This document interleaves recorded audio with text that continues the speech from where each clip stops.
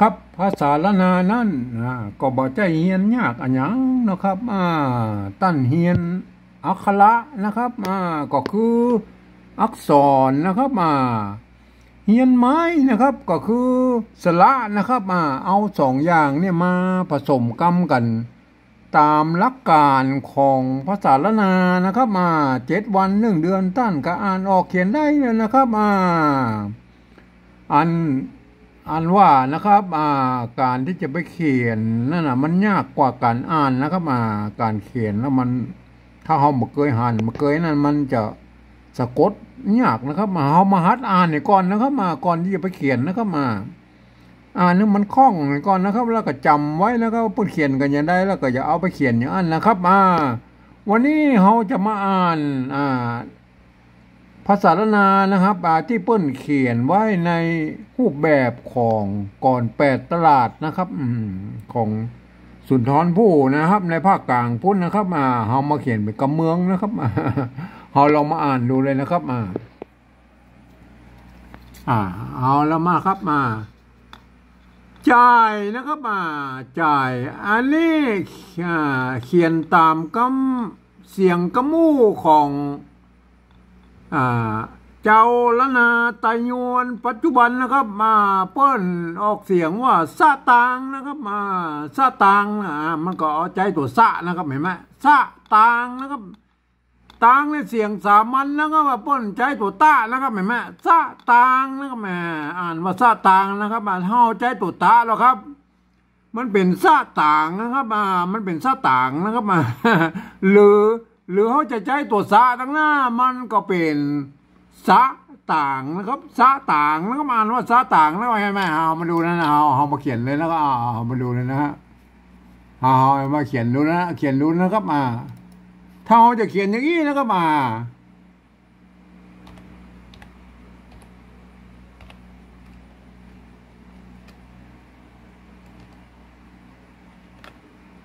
ถ้าเราจะเขียนอย่างนี้เห็นไหมฮะอ่านว่าสะนะครับสะต่างนะครับเนี่ยตามหลักภาษาละนาเนี่ยพวกอ่านว่าสะต่างนะครับตั้งหน้านี่ถ้าเขียนตามกระมู่นะครับเขียนว่าสะต่างนะครับไปที่ไหนพวกก็ว่าสะต่างตรงนั้นนะครับแต่อันเจ้าละนาพวกอ่านว่าสะต่างนะครับพวกไม่ใช่ว่าสะต่างหรือสะต่างนะครับพวกบ่มีนะครับบ่มีบ่เคยหันนะครับป้อนานว่าสะตางนะครับของให้จำไว้นะครับเฮาก็เอาเสียงของเจ้าละนาไว้ก่อนนะครับไอ้นี่มันมาจากไหนกับหูเจ้ามาเด้อนะครับใครจะเขียนแล้วก็ตามใจแล้วนะผมเขียนอี้นะครับผมเขียนสะตางนี่นะครับผมเขียนสะตางนะครับใครจะเขียนสะตางหรือสะตางมันก็แล้วแต่ใครจะเขียนก็แล้วแต่ชอบนะครับจ่ายสะตางซื้อเสียงโดนยับนะครับตัวเนี้ยนะครับตัวเนี้ยของภาษาละนาเนี่ยนะครับออกเสียงยอนะครับหมายว่ายับนะครับยับนะครับเสียงโดนยับนะครับไม่ใช่ยับนะครับอันภาษาละนานะมันเป็นยอยักษ์ละนาเนี่ยมันยอนะครับยับนะครับเสียงโดนยับยับนะครับหวานลงไปนะหวานลงไปเนี่ยไปเนี่ยนะครับเสียงสามัญใจตัวปะนะครับเห็นไหมมันก็เหมือนกับไอ้เนี่ยตัวเนี้ยไอ้สตางค์เนี่ยนะครับใจตัวตะนะครับเห็นไหมเป็นเสียงสามัญนะครับสตางค์นะครับถ้าเป็นตัวตะมันก็เป็นสตางค์นะครับอันนี้ก็เหมือนกันนะครับนี่อันต้องใจตัวปะนะครับอ่านว่าไปนะครับเห็นไหมถ้าเป็นใจตัวปะมันก็ไปนะครับว่านลงไปอย่างนั้นใจตัวปะนะครับ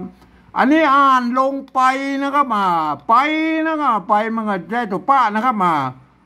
ควายนะครับตัวนี้มันตัวควบกำนะครับตัวข้ากับตัวว่ามันควบกันนะครับอ่านควบกำนะครับควายนะครับควายอันนี้ก็ตัวกำเหมือนกันครับควับนะควายควับนะครับควายควับว่อนสับสนนะฮะว่อนสับสนนะครับเป็นสอนะครับ ภาษาละนาไอ้สนี่เขาจะเขียนเป็นตัวสะเนี่ยมันบ่ได้นะครับมาถ้าเขียนเป็นสะมันก็อ่านเป็นสะนะครับมันต้องใส่ไม่ก่อนะครับแม่จะอ่านเป็นสอได้นะครับเป็นสอนะครับนอนแน่นะครับแต่ละคนนะครับคนเนี่ยเขายังยินเสียงคนเนี่ยมันต้องใจค่าหางยาวนะครับแม่ถ้าเขาใจตัวก้ามันโกนนะครับมันภาษาละนามันเป็นอย่างอี้นะครับท่านต้องถือรักภาษาละนาให้ดีนะครับอันถ้าใจตัวก้ามันโกนนะครับอันนี้มันใจตัวข้านะครับแต่ละคนนะครับเนี่ยมันออกเสียงคอนะครับมันเทียบกับตัวข้าคอละครังนะครับกะข้าง่านะครับตัวข้าตัวนั้นเพื่อเราใจเขียนภาษาบาลีบนนะครับอันภาษาเจ้าบ้านในบนเบามันนิยมมาเขียนนะครับแต่ละคนนะครับเข้าไปนะครับไปเห็นไหมใจตัวป้านะครับเสียงสามัญใจตัวป้านะครับถ้าใจตัวป้ามันไปนะครับเข้าไปแล้วนะครับแล้วเนี่ยเปิ้ลมีตัวแลกับตัววะเนี่ยก็แค่นี้นะครับเปิ้ลบะไซไม้ซัดนะครับหรือไม้ขอจ้างนะครับเห็นไหมเปิ้ลเขียนเต้าอี้ปก็แล้วนะครับบัดเดียวนี้พจนานะนุกรมบางที่นะเปิ้ลใส่ไม้ขอจ้างไปตัวเองนะครับเห็นไหมก็มันนึกถึงไอ้โบราณเปิ้ลเขียนอย่างไรนะครับก็เขียนกันไปเรื่อยนะครับพจนานุกรมนะมันก็แค่คนเดียวนะครับมาเขียนเปิ้ลนะครับไปง้างเปิ้ลนะครับเข้าไปแล้วนะครับเกี่ยมขนเงินวนคืนนะครับเงินวนคืนนะครับแน่กินกล้วยนะครับอันนี้อันตัวกะตัวละเนี่ยเป็นมากำเฉยๆไม่ต้องออกเสียงนะครับ